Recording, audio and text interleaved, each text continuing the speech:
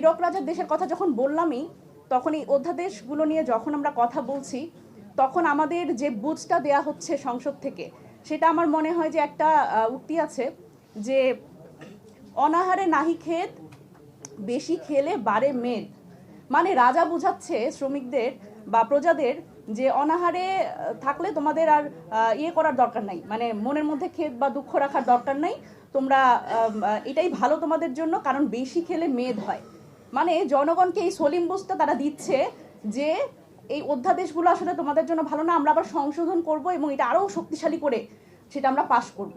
অন্তর্বর্তীকালীন সরকারের সময় 16 মাসে 2000 আন্দোলন হয়েছে না? আপনারা দেখেছেন, আপনারাই তো কভার করেছেন।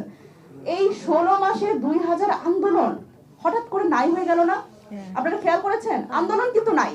তার মানে দেখেন, এটা আপনারা সবাই মনে মনে এটা বলতেছেন, আমি জানি, সেটা হচ্ছে যে আন্দোলন তাহলে কারা করিয়েছে, এটাও যে আসলে রাজনৈতিক পেছনে একটা রাজনৈতিক উস্কানি ছিল, এটা তো আমরা বুঝি।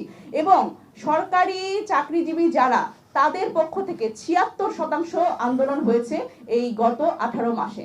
সুতরাং আমি বলতে চাই যে সেই সময় এই অন্তর্বর্তীকালীন সরকারের পক্ষ থেকে এই আন্দোলনগুলোর ক্ষেত্রে তাদের এক ধরনের তারা অধ্যাদেশ নিয়েছিল, সেটা হচ্ছে যে তারা বলেছিল যে সরকারি চাকরিজীবী তারা যদি আসলে আন্দোলনে যায়, তাহলে 28 কর্মদিবসের মধ্যেই তাদের সরাসরি বরখাস্ত করবার একটা আইন তারা করেছিল। এখন সেই আইনটা কিন্তু এই বিএনপি সরকার রেখে দিতে যাচ্ছে। তার মানে তাদের উস্কানিতে যেই আন্দোলনগুলো, সেই আন্দোলন করা তো শেষ, এখন তো আর দরকার নাই। তার মানে এখন তো ধরেন সরকারের বিরুদ্ধে যদি কোনো কেউ যৌক্তিক দাবিতেও, কোনো সরকারি কর্মকর্তা বলেন বা সরকারি কর্মচারী বলেন, তারা যদি যৌক্তিক দাবিতেও মাঠে নামে, সেটা তো তাদের লোক না, তাহলে সেই ভিন্ন মত কেন তারা আসলে দমন করবে? তাদের অবশ্যই তারা 28 কর্মদিবসের মধ্যে তাদের হচ্ছে বরখাস্ত করবে।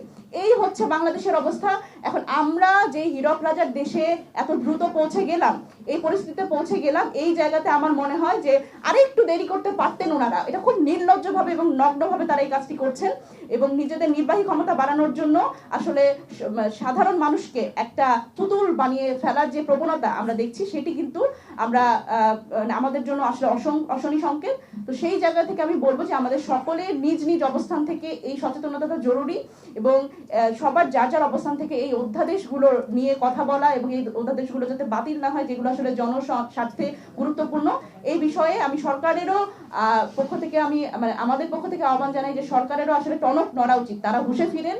কারণ এই জিনিসগুলো যেটা দিয়ে আসলে মানুষকে হাত পা বন্দি করে রাখা যাবে, তাদের হাত পা বেঁধে রাখা যাবে, এরকম অধ্যাদেশ আমাদের আর দেখায়েন না।